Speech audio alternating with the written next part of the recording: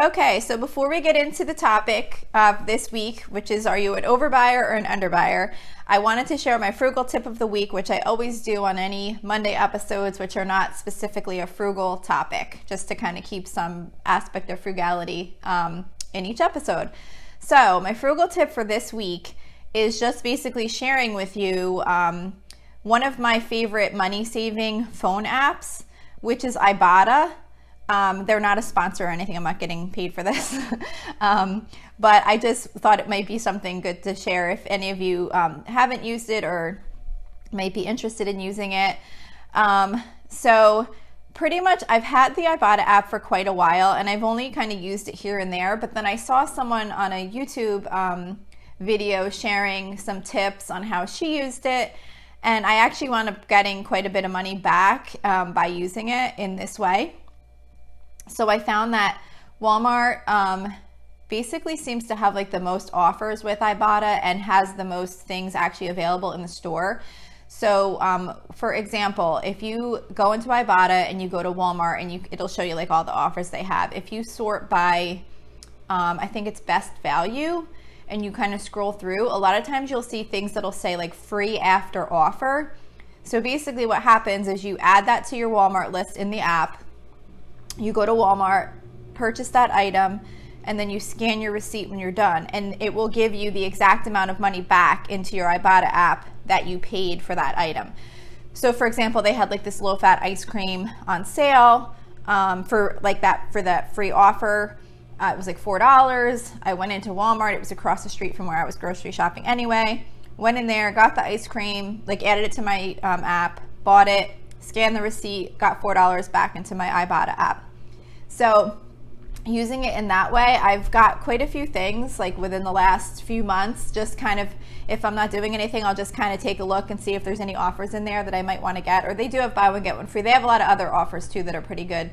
But I was kind of more trying to see like how many of the free offers I could get. So I thought it was kind of fun to use in that way and maybe try out some things I wouldn't have normally maybe purchased. The only thing is though, you do have to accumulate $20 in the app to cash out. So if you don't think that you're going to use it often enough to be able to cash out and get that money back, it might not be worth it for you. So just throwing that out there. Another thing that I like about the app is that you can use Pay with Ibotta, and so you're not purchasing anything that it's not like you're purchasing like for an offer that they have on a certain thing. It's just if you're shopping at any of the stores that offer the Pay with Ibotta feature, you get money back on that purchase. Like for example, Lowe's has it, Bath and Body Works has it, IHOP, you can use it. I don't know, there's a lot of stores. But if you, like for example, I recently had a big purchase at Bath and Body Works, and if you pay with the Pay with Ibotta app, you get 3% back of your purchase. So it's pretty good. I mean, it adds up. Depending on the store, it's a different percentage. Like all of these different stores have a different percentage that they offer back.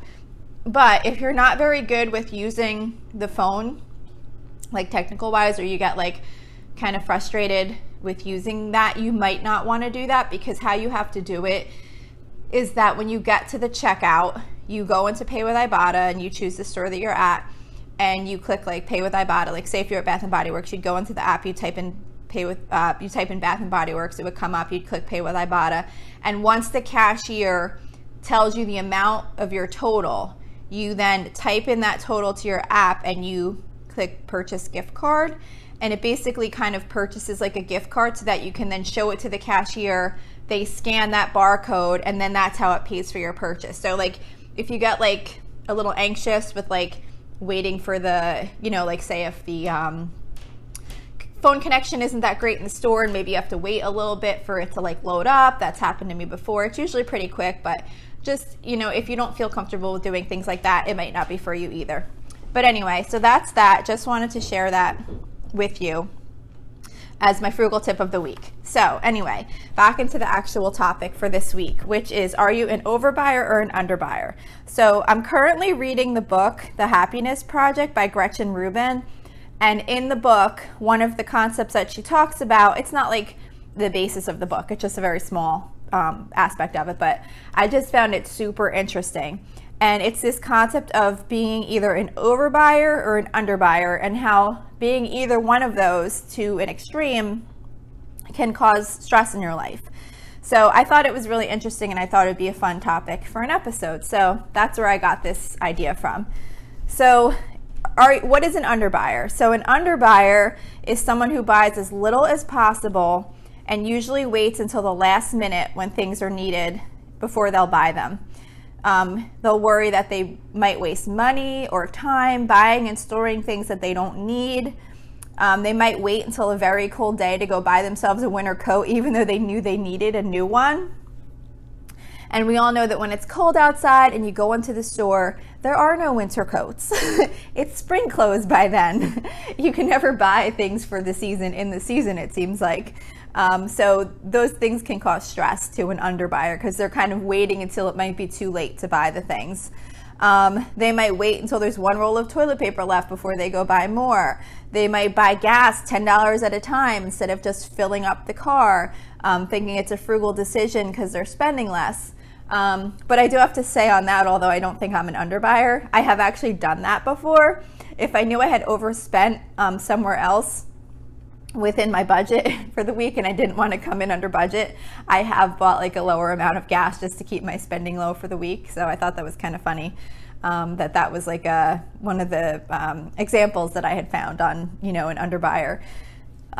They also don't stock up on items when they're on sale. Even if it's something that they use like every single week, they'll just still only kind of buy just what they're going to need to get by and then purchase more once they're about to run out or they do run out.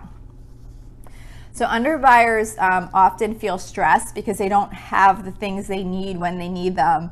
And they often run out last minute to grab things that they need instead of just having it on hand and, being able to buy it whenever they're free. They might have to be like, oh my gosh, I have to run out tonight, or have to run out first thing in the morning, instead of just kind of getting it whenever they were going to make their next shopping trip or whatever. So an overbuyer is someone who buys an excess of items to stock up on the things that they'll need, and sometimes even the things that they might need someday, but not necessarily need now, or might not know if they ever will need it. They might buy 10 cans of soup because it's on sale and then end up throwing several away in the future because they expired and now they can't be used. They might buy an item because they think it would make a great gift for someone, but they don't actually have anyone in particular in mind who that might be a great gift for. They're motivated by worrying that they might run out of something and not have it when they need it. So overbuyers feel stressed because they often don't have enough storage space for everything they've bought, or they can't find what they have. I totally understand that aspect of not having enough storage space. This is a minor example, but I've felt that stress. For example, if I bought too many snacks or too much cereal, then what will fit in my cabinets? When I come home from grocery shopping, and then I'm like, oh my gosh, where am I going to put this? Why did I get so much? And, I totally understand what they mean by feeling that stress. So generally, I feel like I lean naturally more towards being an overbuyer. I don't think I'm on the extreme end of this at all, but I definitely do like to know that if we run out of, say, shampoo, that we have more in the closet.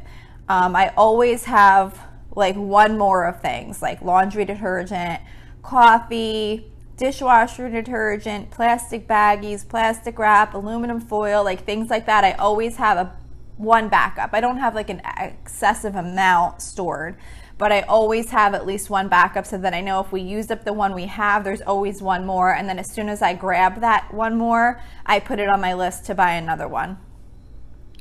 And I actually kind of started doing that. I don't even think I was recognizing why I was doing that, but that was kind of more for budgeting purposes, because I could then kind of buy them as I had funds available in each week, and I wasn't like, oh my gosh, I need to buy all these things right now, and maybe I didn't have enough budgeted for that week. So that was kind of like how that happened, where I always had like that one backup available. But it's funny because I was recently getting stressed out because I realized I didn't have a backup of aluminum foil. And it wasn't something that, I just needed a backup and I hadn't purchased it yet. It was like, it occurred to me that like, oh my gosh, I'd never even bought a backup of aluminum foil. And I had like this big one that I bought at BJ's or whatever. So it lasted like forever. It's still actually in there, but I could tell it was starting to get low. And I was like, oh my gosh, I don't think I have a backup for this in the basement. I need to make sure I get this right away because I use aluminum foil often when I cook in the oven. But it's funny if you think about it, because it's like, well, what would really happen if I ran out one day of aluminum foil? Like, it's not like the world was going to come to an end, but I had like this stress about like, oh my gosh, what's going to happen if I run out? I don't know. I might have to run out to Wawa real quick and buy a small amount if I really needed it for that night's dinner. But so I totally get what they're saying about like that stress that it can cause you. Even like, we recently went camping, and approaching the trip, I was constantly stressing about like if I had gotten enough snacks, did I get enough drinks, did I get enough food for our meals? I mean, once we got there, it's not like we were in the middle of nowhere. We could have easily driven to a food store and picked up something that we needed, but I still had that like worry that like I wasn't going to have enough of what we needed.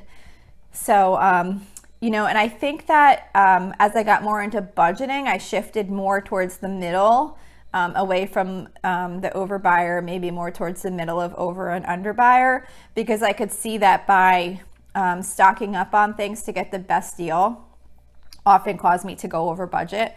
So I kind of feel like I'm moving more towards the middle, but I definitely still have those stress tendencies of worrying that I don't have a backup of what we'll need. Yeah, so like as I mentioned earlier, I've really started to see how much stress it causes me when I get home from the grocery store and I realize I bought more of something than will fit in my cabinets, like I was saying with the cereal or with the snacks. So one thing I started to do for that is just to have a reminder on my phone the day I'm going to go grocery shopping to check to see what snacks, pasta, and milk we have on hand before I go to the store. Because my kids like to make pasta just for like a quick lunch or something like that. If they're home, they're teenagers, so they can cook for themselves. Or sometimes they'll make it for like a late night snack, whatever. So, so snacks, pasta, milk, I kind of always need to have those on hand. And what would happen is I would often get to the store and I'd be like, oh no, I forgot to check to see if we needed milk or pasta or snacks. So I'd buy more, because I'd worry that we weren't going to have enough. And then I'd get home and find out that we had plenty. And now I had this excess, especially if it was milk, I'd be stressing that it wasn't going to get used up in time. And if it was snacks, it wouldn't fit in the cabinet because we already had enough snacks. And then it was just like, oh my gosh, where am I going to put this stuff? There's no space, that kind of thing. So by adding that reminder to make sure I check it before I leave, it's kind of helped eliminate some of that stress, because I'm like, okay, we have plenty of snacks, I'm not going to buy any this week. Or, you know, we have enough milk. If we wind up running out, we can run out to Wawa and pick up. That's like a store by where we live. Some of you might not know what Wawa is. But anyway, we can run out and it's like a convenience store. We can run out and pick up some milk if we need it. It's not going to cause an emergency. So it just kind of, it was a little thing that could help alleviate some of that stress, which I never really recognized until recently that it was causing me that stress. So where do you think you fall? Are you an overbuyer or an underbuyer? And if you're one or the other, can you kind of think of things because of those tendencies that are causing you stress? If you recognize them, then you can maybe make little changes to kind of alleviate some of that stress. So that's it for today. I just thought it was really interesting to kind of think about yourself, because I always think that the more of these little stressors that you can find or recognize in yourself, you can take steps to make changes to eliminate some of that stress. So just think about it. The book, I'm halfway through it. I haven't finished reading it yet, but I really like the book a lot. But this was just one thing that she happened to mention that I thought was really interesting and might kind of be interesting to some people who haven't ever really thought about that before, because I hadn't before either until I read it in the book, and I was like, oh wow, that's really kind of interesting. So anyway, like I said, that's it for today. If you have any comments or you'd like to reach out to me for any reason, episode suggestions, or any type of feedback, you can message me through Facebook at facebook.com/Lola's Frugal Life. We also have a private listeners group if you're interested in joining it. You can go there. You can go to facebook.com/groups/Lola's Frugal Life and submit a request to join. I check it usually once a day, so you'll get approved pretty quickly. Also, if you like this show, please don't forget to subscribe. And if you're feeling up to it, it would be really appreciated if you would leave me a review. It's supposed to really help with having the show come up in more searches. And it's just really super exciting when I get a review. I mentioned in the last couple episodes that someone recently left me a 5-star review on the Apple, what is it called? Apple Podcast. And I was like super, super excited. It was a very nice review and I was really excited to see it. So it definitely makes my day when I see those nice reviews. And you don't have to write anything either. If you like the show, you could just leave a star review, not a star, hopefully 5 stars, but you don't have to write anything. You can literally just click the number of stars and submit the review. It's super easy, at least on the Apple Podcast app it is. I'm not totally sure about other apps.